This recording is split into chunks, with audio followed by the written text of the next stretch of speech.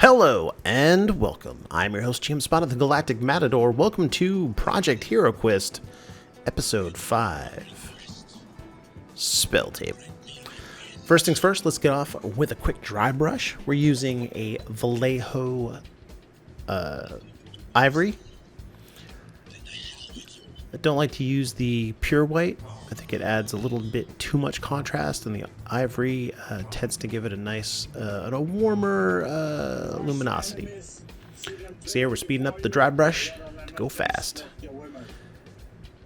If you've never dry brushed before, give it a shot. It's very easy. You can paint most of your models and minis with a dry brush.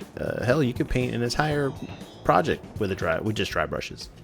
You can see here I'm going against the grain, trying to preserve the texture of the stone legs and the wood partition pieces. Don't want to get the dry brush too deeply into the crevasses of it, otherwise you'll end up hiding the detail.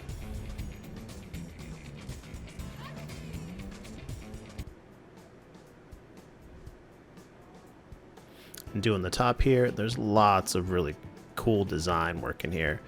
There's a bookmark for the spell book, candelabras, multi-tiered kind of elevated altar for the book to sit into. All very cool looking. You can see the dry brushing really brings out that texture and the detail.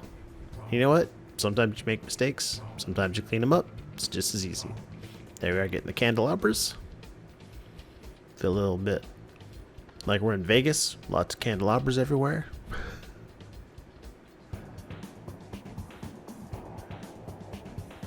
So should we think that this is the Darkhold or some MCU spellbook? Or is it just a straight up dungeon spellbook full of spells like Fireball and Magic Missile? Or is that book used to summon Hellspawn demons? You can see here, all the details preserved. Lots of good texture work in here. The sculpt is really nice. Lots of detail in the book and on the pages. And I again, love the multi-tiered altar.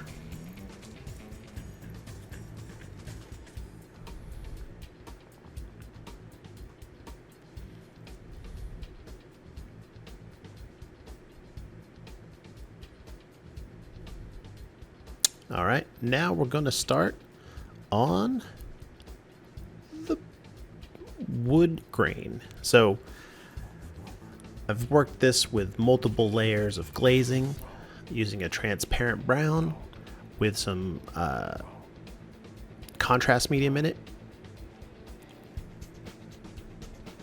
It can do a really good job of bringing out wood details with the Zenith Field highlights from the dry brush. And of course, don't be afraid to do multiple layers with a glaze. That's the best part. You can kind of build up how much of that wood you want to come through and how much you want the white dry brush to really influence the luminosity and transparency of the paints.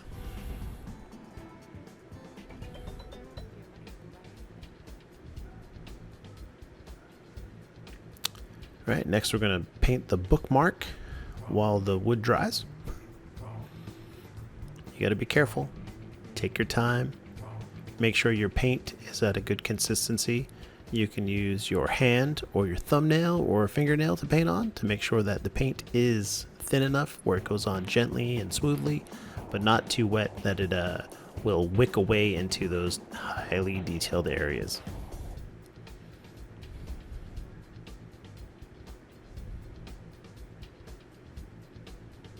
All right, one bookmark finished.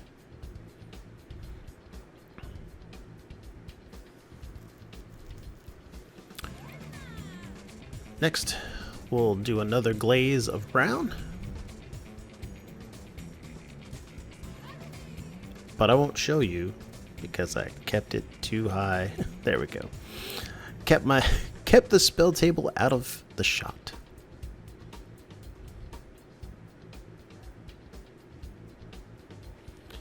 As you can see that one area is a little bit lighter than the other, but you can go back and fix that, like I said, with a little bit more brown transparent paint.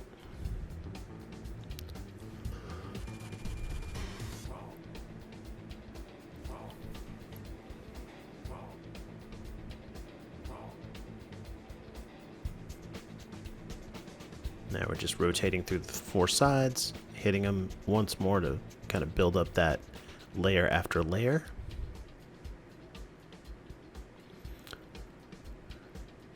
I think after this, we're gonna paint the candles, or the books on the page, sorry.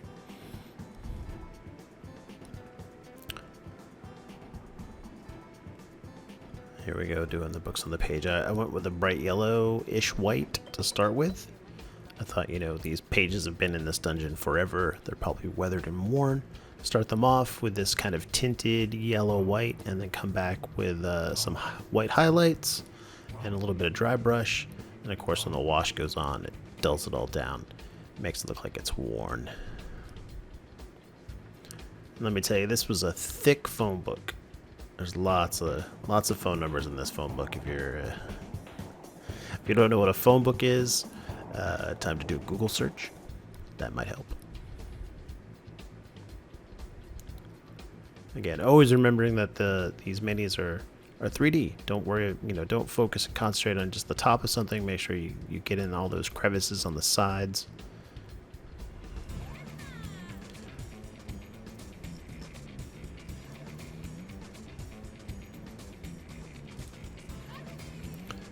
See, here's the project so far. I did think for a while maybe I'll go back and add decals instead of instead of kind of like runes to the book. I could do decal runes, which might look better, but I ended up freehand drawing them, and they look pretty good, especially with like the wash on there. They look like evil runes. Next up, we're going to paint the candelabra bases with some gold. This is the Vallejo gold from their metallics line. I've really been enjoying the gold. I also have the brass and the dark aluminum, all make, and steel, all make amazing metallic colors.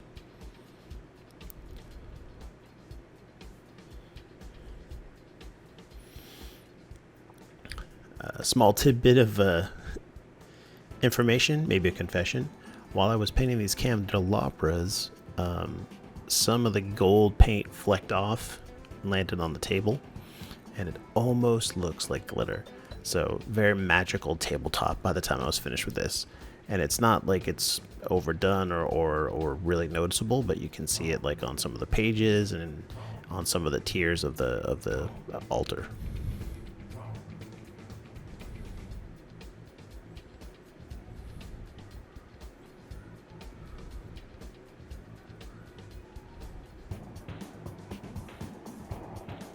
Go, almost done. Don't forget those tops.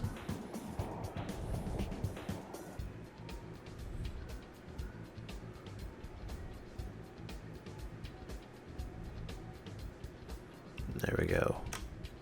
All right, finally we are going to do some of the runes on the page. Tried to find some good Viking runes. But of course, after you put them on there, it's very difficult to see them. They look pretty large, but then it got smaller and smaller.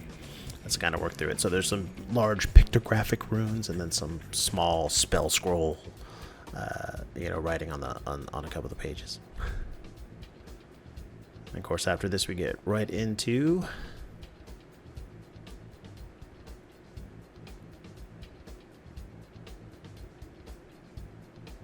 the flame of the candle. All I did was hit this with some red.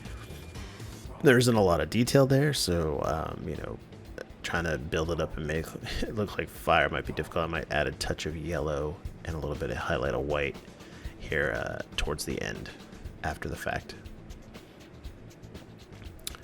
One last hit of transparent brown to kind of bring up the wood color, make it vibrant.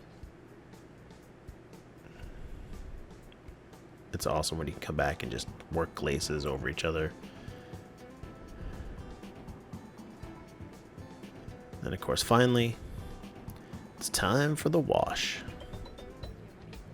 So I've watered my transparent black down to a good consistency here. It flows really well. It doesn't pool that bad. And then I'm just hitting the altar and the table with ample amounts of wash.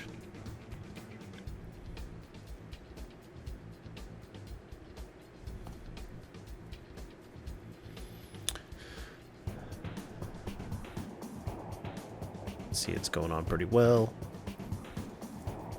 I believe the transparent black I use from Monument Hobbies is really good for this, since it's kind of already thinned but very full of pigment, which is not what you get when you get a black and just add water to it.